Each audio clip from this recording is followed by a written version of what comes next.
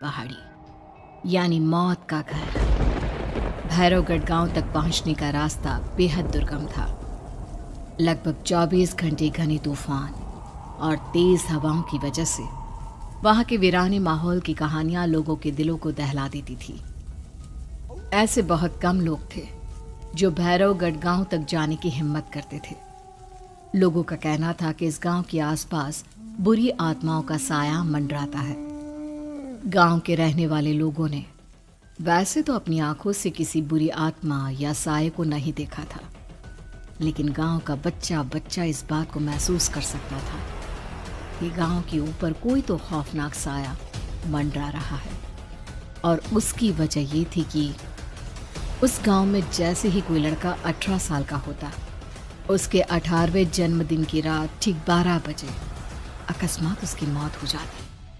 हर बार ये मौतें बड़े ही रहस्यमयी ढंग से होती और इस बार सरपंच सुमेर के बेटे को 18 साल होने में अब बस 15 दिन बाकी थे। अजी सुनते हैं, हमारा बेटा भी कुछ दिन बाद 18 साल का हो जाएगा। कहीं वो डायन उसे भी खा गई तो? कैसी बातें कर रही हो?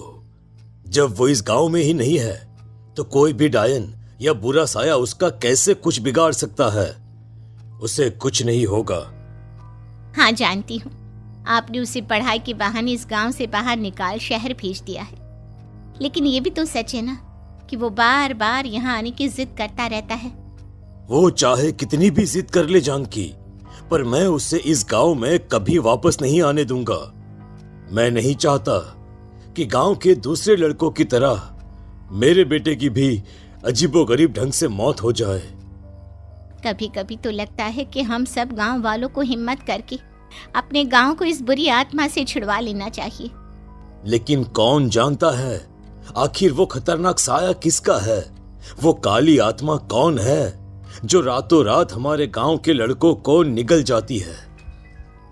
सुमेर और जानकी जब ये सारी बातें कर रहे थे तब रात के लगभग 10 बज चुके थे और हर रात की तरह भैरवगढ़ गांव एक भयानक काले तूफान की आगोश में था। बाहर चल रही तेज हवाएं और बारिश के बीच कभी कभी ऐसा लगता जैसे कोई बुरी तरह से चीख रहा है। किसी के तड़पने और चीखने की आवाजें गांव के कानों में बार बार टकराती, पर वहां रहने वाले किसी भी औरत या आदमी के अंदर इतना साहस नहीं था कि वो अपने घर से बाहर कदम रख के उन आवाजों तक पहुंच सके। सो जाओ जानकी और घर के खिड़की दरवाजे कसकर बंद कर दो।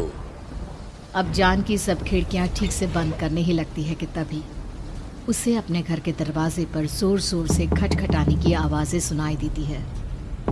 इन आवाजों को सुनकर जानकी और सुमेर के चेहरे डर से पीले और हाथ पैर ठंडे पड़ जाते हैं। जानकी, जानकी, इतनी रात कौन होगा? पता नहीं, ऐसा लग रहा है कोई बुरी तरह से दरवाजा खटखटा रहा है। अरे हाँ, पर किसी की आवाज भी तो नहीं आ रही। क्या करूं? दरवाजा खोल लूं या नहीं? कहीं ऐसा ना हो कि किसी को हमारी मदद की जरूरत हो। लड़खड़ाते कदमों से सुमेर दरवाजे के करीब जाता है और अपने कान को दरवाजे पर रख धीरे से आवाज देते हुए पूछता है, कौन है? कौन है वहां? तभी एक बेहद डराने वाली आवाज उसके कानों से टकराती है। दरवाजा खोलो, दरवाजा खोलो, वरना आज की रात इस गांव में कोई जिंदा नहीं बचेगा। मैं जानती हूँ तुम्हारा बेटा 18 साल का होने वाला है। अगर उसकी जान की जरा भी परवाह है तो दरवाजा खोल दो। इस आवाज को सुनते ही सुमेर घबरा कर पीछे हट जाता है और जानकी को पूरी बात बताता है। कहीं वो डायन हमारे घर तक तो नहीं पहुंच गई? अब हम क्या करेंगे? मुझे दरवाजा खोलना ही होगा जानकी। मेरे पास अब कोई रास्ता नहीं है। इतना कहकर सुमेर डर से अपनी दोनों आंखें कसकर बंद करता है और कांपते हाथों के साथ झटके से दरवाजा खोल देता है। तभी किसी के जोर से हंसने की आवाज सुमेर और जानकी को सुनाई देती है। उस आवाज को सुन दोनों दरवाजे की तरफ देखते हैं और सामने अपने बेटे राहुल को खड़ा देख दंग रह जाते हैं। राहुल के हाथ में उसका मोबाइल होता है जिसमें से वो आवाज बज रही थी। ये क्या मजाक है? और तू यहाँ, तुझे मना किया था ना गांव में आने को, समझ में नहीं आता क्या? 18 साल का होने वाला है तू। माँ, आप लोग भी पता नहीं किन अंधविश्वास भरी बातों पर भरोसा करते हैं। क्या क्या मैं अपने घर नहीं आ सकता? आप लोगों से नहीं मिल सकता?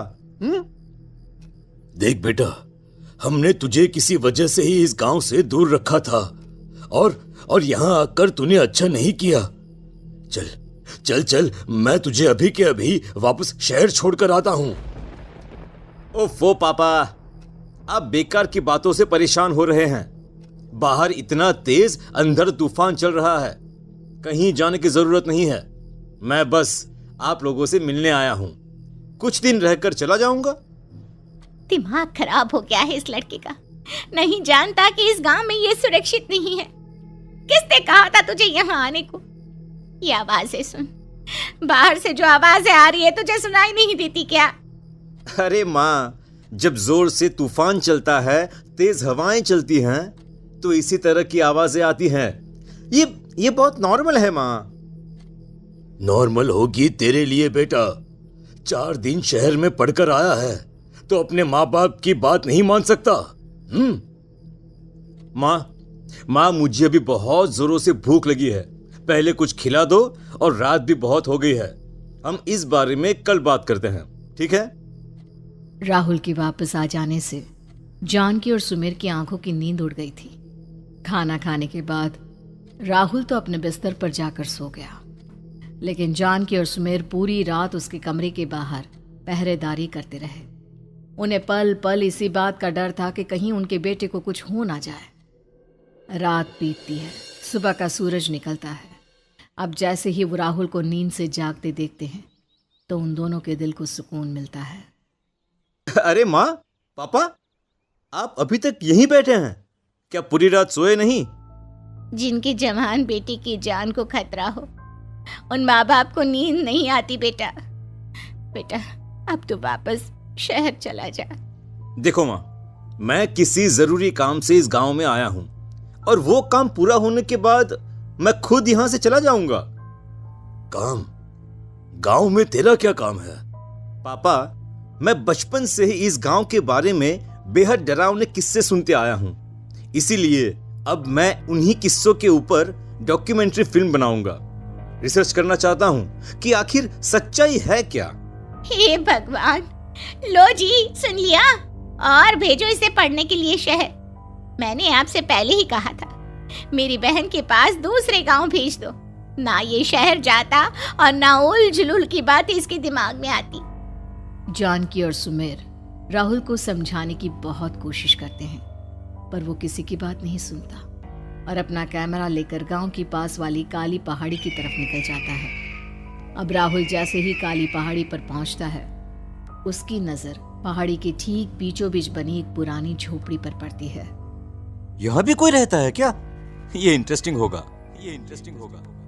राहुल की आवाज पहाड़ों से टकराकर उसके कानों में सुनाई दे रही थी। उसने चारों तरफ का नजारा देखकर वहां की तस्वीरें अपने कैमरे में उतारना शुरू कर दिया। तभी अचानक राहुल ने अपने कैमरे में खींची हुई तस्वीर को जूम करके देखा, और उसमें उसे जो नजर आया वो देखकर राहुल की होश उड़ गए। क्या सचमुच उस गांव के ऊपर किसी बुरी आत्मा का साया था? क्या राहुल की जान बच पाएगी? क्या देखा था राहुल ने उस फोटो में?